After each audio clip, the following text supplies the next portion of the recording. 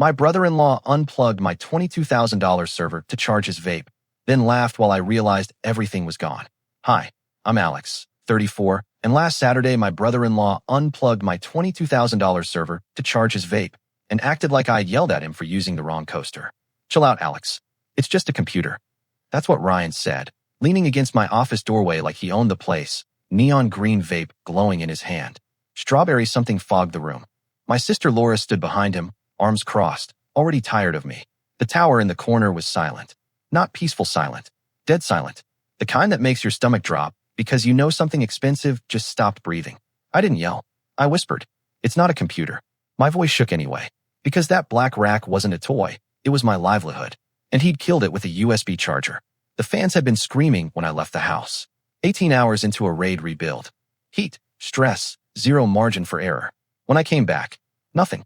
Just Ryan in my chair, feet on my desk, scrolling TikTok like the apocalypse hadn't just happened. I knelt, hands already numb, and reached for the power cable lying on the floor like a severed artery. And that's when I knew. This wasn't going to end with dinner plans getting canceled. The server roared back to life like a beast awakening mid-surgery. Fans spun up at jet engine volume, red and blue diagnostic lights blinking in furious patterns as the power cycled through the rack. I hooked up the crash cart, fingers flying. BIOS posted. Controller kicked in. RAID management launched. Foreign configuration found. No, virtual disk 0 failed. No. I tried to force import the config. Error. Tried to mount the backup. Corrupted. Behind me, Laura was sighing. Come on, Alex. It's working again, right? Let's go. Mom's waiting at the restaurant. I didn't turn around. The rebuild was at 83%. One more hour, and it would have been done. Instead, the power cut mid-process corrupted the parity data. The array's gone. The files are gone. I lost live transactions from 3 companies. That's not dinner ruined. That's lawsuits ruined. Ryan scoffed. So restore from the cloud. You guys always have backups. Not during a rebuild. I snapped. The offsite system pauses to avoid redundancy conflicts. I had a 24-hour local backup, which you erased when you decided your vape was more important than a power warning alarm. Ryan shrugged. Maybe don't put your whole life on one outlet, bro. My whole life. That rack ran my MSP business. Virtualized environments for medical billing clients. HIPAA secure storage. Sensitive, regulated data. You can't just Control-Z that kind of loss. And then Laura said the thing that detonated it. Well, maybe if you didn't make your entire identity about being a computer nerd, people wouldn't have to walk on eggshells just to charge their stuff. I stood up slowly. You two need to leave. Now. Laura blinked like I'd slapped her. Are you seriously kicking us out? Yes. You're joking. Ryan let out a laugh, smug and nasal. Dude, it's a vape charger. You're acting like I pulled the plug on a hospital. You bypassed a locked door, ignored explicit instructions, and disabled mission-critical infrastructure, I said. You're lucky I'm not calling the police. Laura stepped forward, face flushed. Mom begged you to let us stay. This is her anniversary weekend. We're family. I gave one rule. Don't go in the office. One rule. He broke it. Now I'm facing a 6-figure liability, and all you two care about is dinner? You're being insane, Ryan spat. This place is a fortress. What kind of idiot doesn't have power redundancy? I pointed at the silenced UPS. The redundancy you manually disabled by holding the override button when it started beeping. I found the warning logs. You didn't want to hear the alarm, so you shut off the failsafe. That hit him. His smirk faltered, but Laura jumped back in, voice rising. You always do this. Act like you're better than everyone. Just because you work in tech and live in this expensive little robot cave. I held up my phone. I'm calling my lawyer. Then I'm calling Mom. Then I'm changing the locks. She froze. Ryan swore under his breath. You wouldn't. I looked her in the eyes. Watch me. 10 minutes later, they were gone. And I was on the floor, surrounded by blinking lights, trying to calculate the cost of stupidity in dollars, hours, and reputations. I didn't sleep that night, or the next, or the one after that. Instead, I sat hunched in my chair, surrounded by half-gutted servers and gutted hopes, waiting for the forensic data recovery firm I'd hired to give me a miracle. They didn't. They gave me a 60% partial image and a painfully polite email. Parity data corrupted beyond restoration. Logical RAID reconstruction unsuccessful. Translation, they did their best. The rest was digital ash. On Monday morning, I made the worst phone calls of my professional life. First, to Tricor Medical Billing, the biggest fish in my client pool. I walked them through the incident, detail by humiliating detail. How the array was mid-rebuild, how a house guest had cut power, how the backup window had failed. There was a long pause on the other end. Then the voice of their COO, calm but cold. You guaranteed zero data loss in our SLA. I know. Clause 14. 2 says we're entitled to damages. I'm aware. We'll be pursuing that. Then came the lawsuit. $150,000 in damages for breach of contract, data loss, and business interruption. I forwarded everything to my insurance provider, uploaded the raid logs, the security cam footage of Ryan unplugging the rack, and even the screenshot of Laura texting me, "Ryan didn't mean to, but it's not a big deal, just fix it." A week later, I got a call from Patterson, my assigned adjuster. He was blunt. "We'll pay out your client. We'll cover your defense. That's why you have E&O."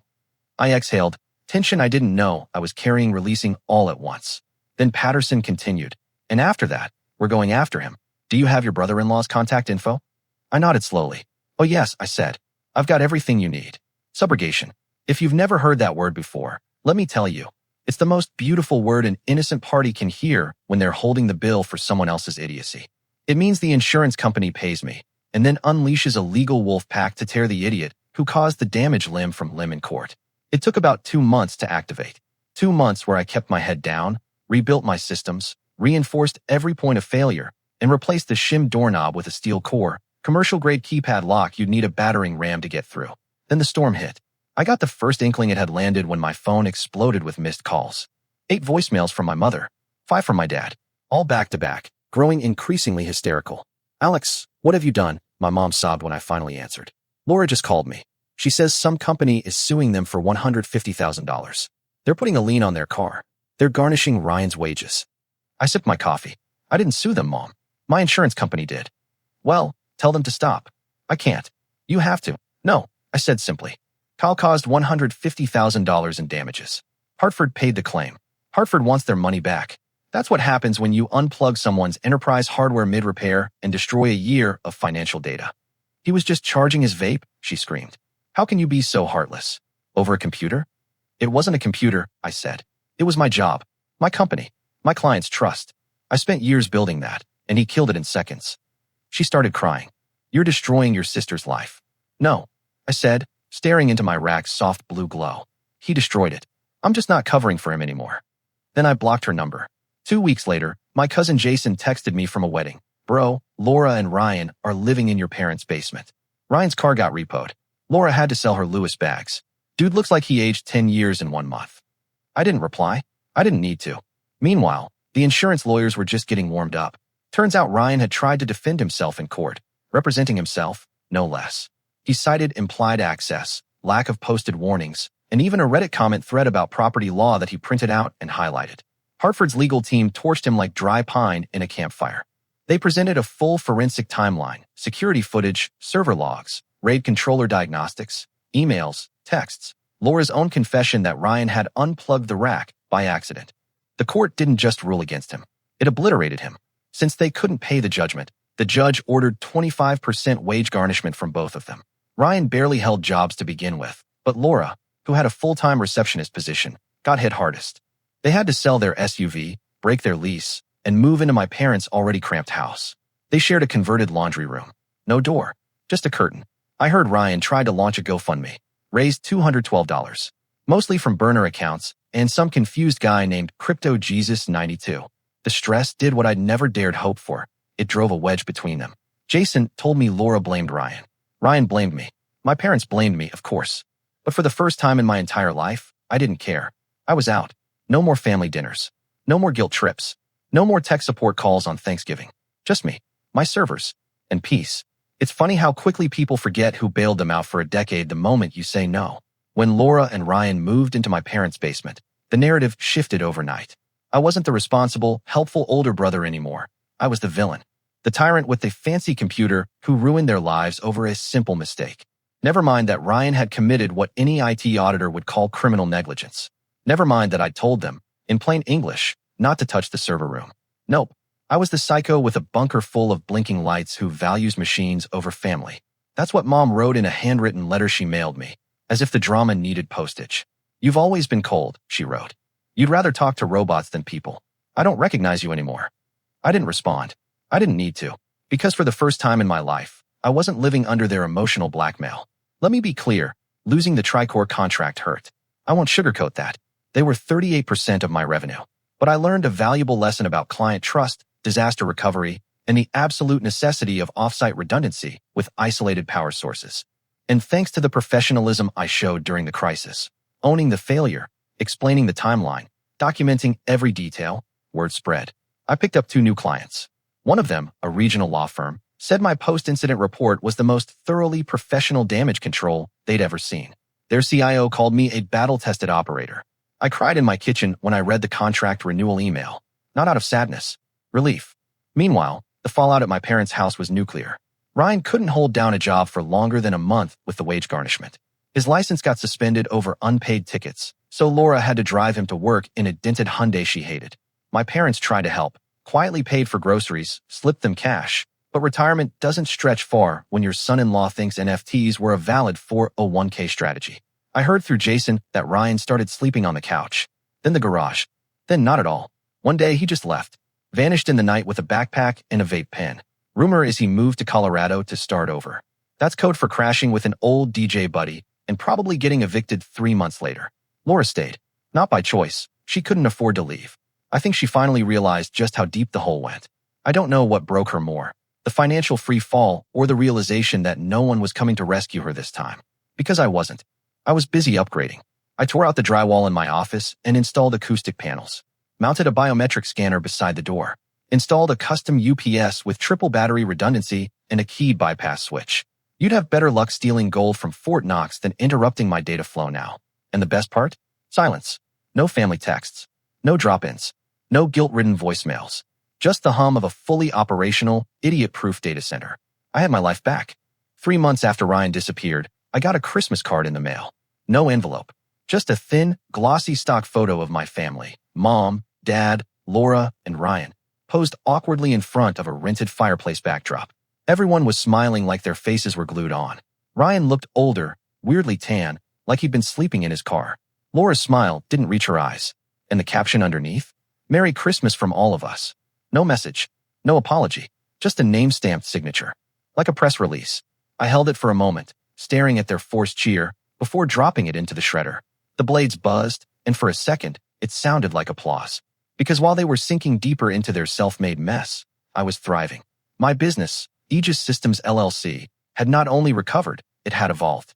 I pivoted my branding around security, reliability, and zero-trust architecture. I published a white paper on data catastrophe recovery, lessons from the field that went mildly viral on LinkedIn. A cybersecurity firm in Dallas asked me to keynote their regional conference.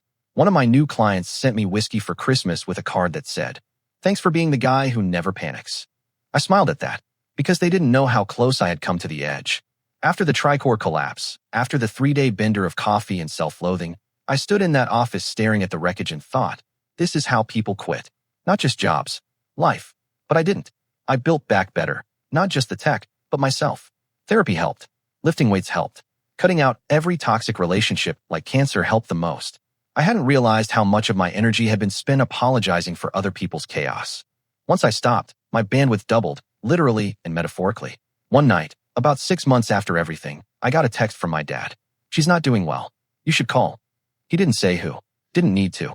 I stared at the message for a long time. My thumb hovered over the keyboard. Then I typed exactly 4 words. "Wish her the best." I muted the thread. Later that night, sitting in my soundproofed office, I listened to the new server array, nicknamed Cerberus, cycle through its scheduled test backups. 200 terabytes of pristine, triple redundant data storage. Power draw isolated. Access keys logged. Locked down tighter than Fort Knox. I leaned back in my chair, took a slow sip of bourbon, and watched the LED lights blink in perfect rhythm. It was like a heartbeat, one that didn't depend on anyone else. I didn't need Christmas cards. I didn't need forgiveness. I had uptime. April rolled around, and with it came the kind of email that usually makes your stomach knot.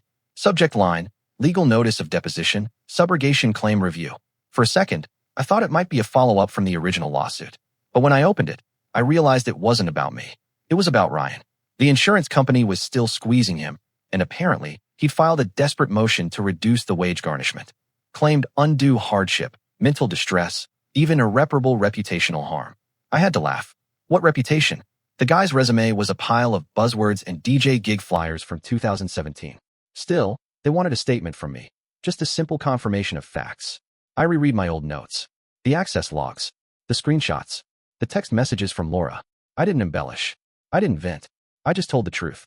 On the afternoon of August 12th, the individual known as Ryan Miller entered a restricted workspace in my home, bypassed a locked door, silenced a power alarm, and disconnected power to a server rack in the middle of a RAID rebuild. As a result, data loss occurred. He was explicitly told not to access the room. His actions were not an accident. They were negligent.